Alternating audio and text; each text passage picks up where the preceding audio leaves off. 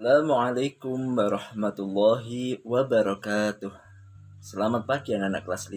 Semoga sehat selalu dan tetap semangat menuntut ilmu.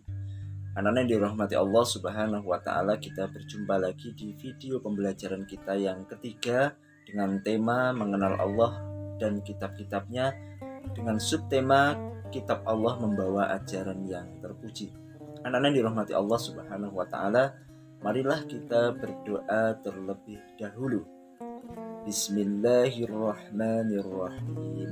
Raditu billahi rabba wa bil islami dina wa bi muhammadin nabiyya wa rasula. Rabbi sidni ilma warzuqni fahma. Amin ya rabbal alamin. Anak-anak yang dirahmati Allah Subhanahu wa taala, tujuan pembelajaran kita hari ini di subtema kitab Allah Subhanahu wa taala membawa ajaran terpuji adalah yang pertama, kita memahami makna iman kepada kitab suci Allah Subhanahu wa taala. Yang kedua, kita memahami macam-macam ajaran terpuji dalam kitab Allah Subhanahu wa taala. Dan yang ketiga, kita memahami contoh ajaran terpuji dalam kehidupan sehari-hari. Anak-anak yang dirahmati Allah Subhanahu wa taala, apa makna iman kepada kitab suci Allah Subhanahu wa taala? Minggu lalu kita sudah belajar bahwa beriman kepada kitab suci Allah adalah termasuk dari rukun iman yang nomor 3, yaitu percaya dan yakin bahwa Allah Subhanahu wa taala menurunkan kitab suci kepada para nabi dan para rasul sebagai pedoman dan petunjuk bagi umatnya dalam kehidupan di dunia, sebagai keselamatan kehidupan di dunia dan di akhirat. Anak-anak yang dirahmati Allah Subhanahu wa taala, bagi kita umat Islam, kita meyakini bahwa Allah telah menurunkan adanya kitab suci sebelum Al-Qur'an. Dan kita meyakini bahwa Al-Qur'an adalah diturunkan oleh Allah Subhanahu wa taala kepada Nabi Muhammad, yang kita gunakan sebagai pedoman hidup kita dan kita amalkan dalam kehidupan sehari-hari. Anak-anak yang dirahmati Allah Subhanahu wa taala, kitab Allah Subhanahu wa taala sebagai pedoman dan petunjuk bagi manusia itu membawa ajaran yang terpuji. Anak-anak, kitab Allah Subhanahu wa taala yang diturunkan kepada manusia itu membawa ajaran yang terpuji. Anak-anak, jadi kitab Allah itu memberikan pedoman kepada kita bagaimana kita bersikap kepada Allah Subhanahu wa taala, bagaimana kita bersikap terhadap sesama kita, bagaimana kita bersikap berbuat terhadap hewan, tumbuhan dan lingkungan sekitar kita, dan juga bagaimana kita bersikap dan berbuat terhadap diri kita sendiri. Allah Subhanahu wa taala melalui kitab sucinya termasuk Al-Qur'an telah memberikan pedoman kepada kita supaya kita berperilaku, kita berbuat, bersikap yang terpuji. Apa itu sifat terpuji, anak-anak? Sifat terpuji adalah sikap yang cenderung baik dalam kita bertingkah laku, dalam kita berucap, dalam kita berbuat sesuai dengan ajaran agama, dan khususnya adalah ajaran agama Islam. Anak dirahmati Allah Subhanahu wa taala, di dalam kitab suci ada 4 aspek.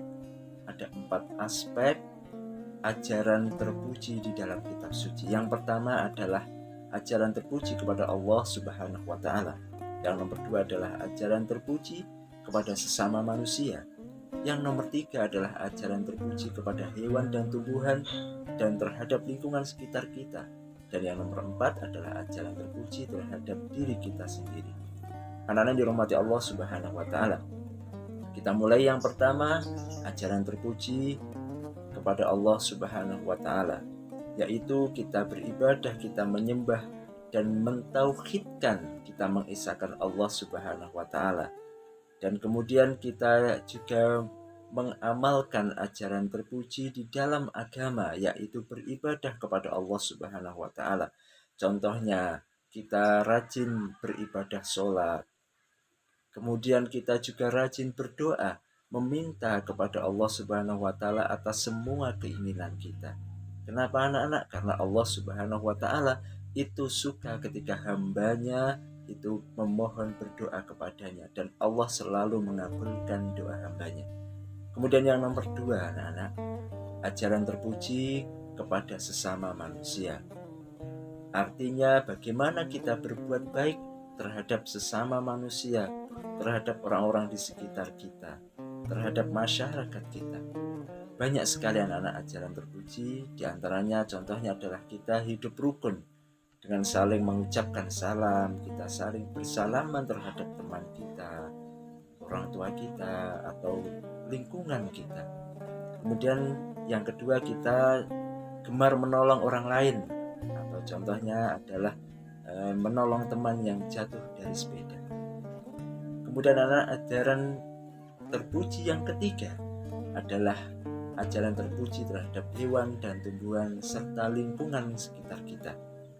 Contohnya anak-anak, kita memberi makan hewan peliharaan kita, bisa itu ayam, kambing, burung, kucing, dan lain sebagainya.